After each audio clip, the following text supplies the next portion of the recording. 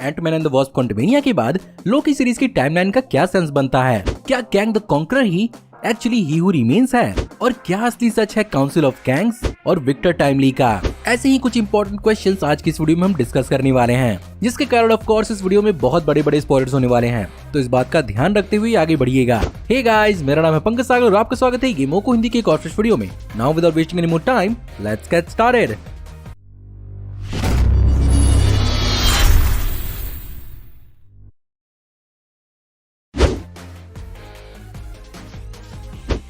खैर, Marvel Cinematic Universe के सारे प्रोजेक्ट्स के इंटरट्वाइंड होने की वजह से इस मूवी का सबसे बड़ा कनेक्शन या यूं कहूं कि सबसे बड़ा कंफ्यूजन लोकी सीरीज के साथ जाकर जुड़ता है। और अब यहाँ पर सबसे बड़ा सवाल ये उठता है कि आखिर लोकी सीरीज का टाइमलाइन इस मूवी के रिलेटिव क्या था? क्या लोकी सीरीज के इवेंट्स टेक्निकली इस मूवी के पहले हुए थे, या वो इसके पैरेलल हुए हैं, या उसके बाद हुए हैं? वेल, यहाँ पर इस चीज को आपको बहुत ही ध्यान से समझने की जरूरत है। और जैसा कि लोकी सीरीज का क्लाइमैक्स एक्चुअली टाइम के एकदम छोर पे हुआ था, वहाँ पर ही हू रिमेन्स ने इस बात को एक्चुअली कंफर्म किया था कि वही कैंग का इकलौता वेरिएंट है जो सबको हराकर एक्चुअली ही हू रिमेन्स बना था। और उसे मारने के बाद फिर से शुरुआत होगी उस मल्टीवर्सल लड़ाई की, और पूरा का पूरा साइकिल एक बार फिर से रिपीट होगा, जिसके बाद एक्चुअली यहाँ पर सिल्वी ही हू रिमेन्स को मारकर एक बहुत ही मेजर नेक्सस इवेंट क्रिएट करती है, जो अलग अलग रियलिटी की कैंग्स को इंक्लूड करने का एक इवेंट बनी थी। जिसके कारण अगर आप स्पेसिफिकली लोकी सीरीज के ही हू रिमेन्स के मरने के इवेंट पर फोकस करेंगे, तो आप इस बात को रियलाइज करेंगे कि ही हू रिमेन्स के मरने से पहले उसकी बनाई हुई अपनी सीक्रेट टाइमलाइन चल रही थी,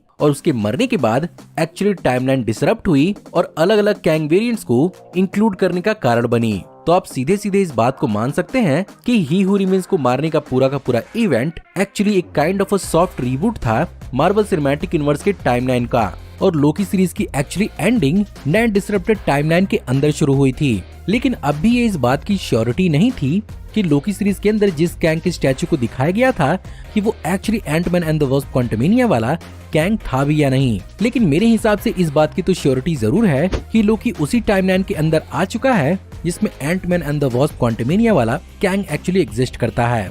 लेकिन वो इस नए टाइमलाइन के पास्ट या फ्यूचर में लैंड किया है, इस बात की भी कोई श्योरिटी नहीं है।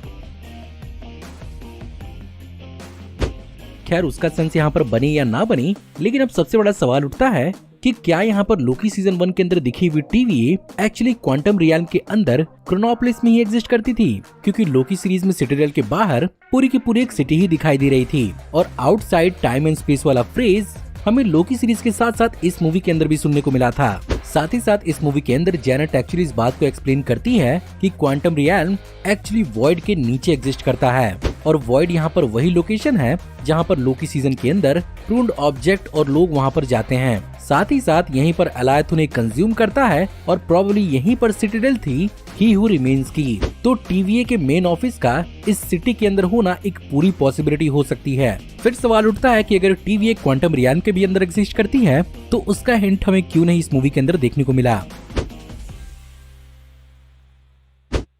क्या कैंग एक्चुअली मर चुका है?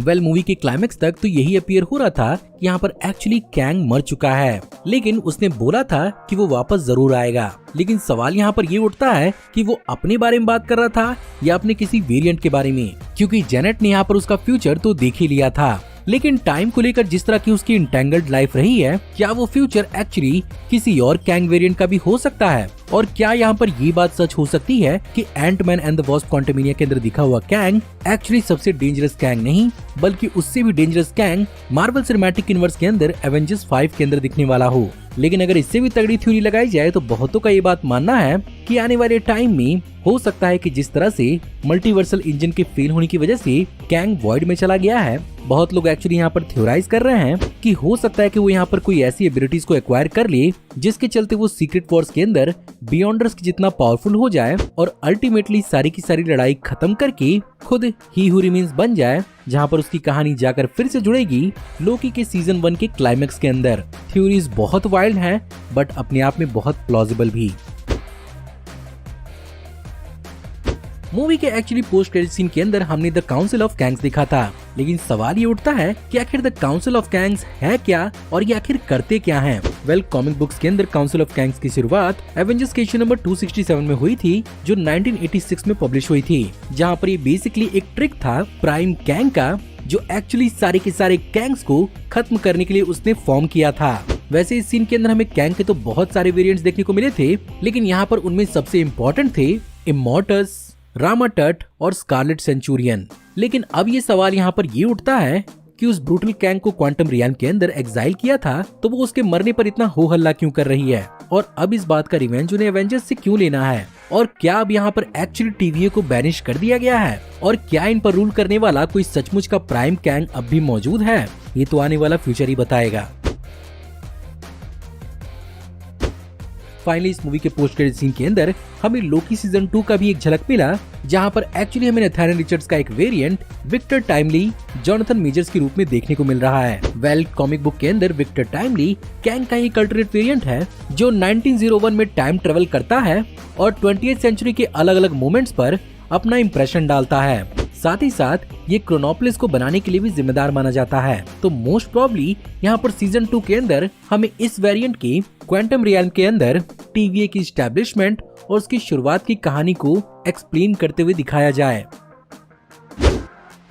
सो गाइज, ये थी एक बहुत ही ब्रीफ सी video Ant Man and the Wasp Quantumania के ऊपर। मैं उम्मीद करता हूँ कि आपको आज की वीडियो पसंद जरूर आई होगी, और अगर आपको आज की वीडियो पसंद आई हो तो प्लीज वीडियो को लाइक जरूर करिएगा। और हाँ, कमेंट्स में आप बताइए कि आपने और कौन कौन से डिटेल्स इस मूवी के नोटिस किए थे। हमारी आने वाली ऐसी ऑसम वीडियोस को देखते रहने के लिए हमारे चैनल को सब्सक्राइब करिए, बेल वाले आइकन को दबाइए और हमारी वीडियोस को बिना मिस किए एंजॉय करते रहिए। और अगर आप चाहें तो इस वीडियो के लिंक को अपने दोस्तों के बीच में जितना हो सके उतना शेयर करें। Thank you for watching, see you in the next video. Till then take care, good bye.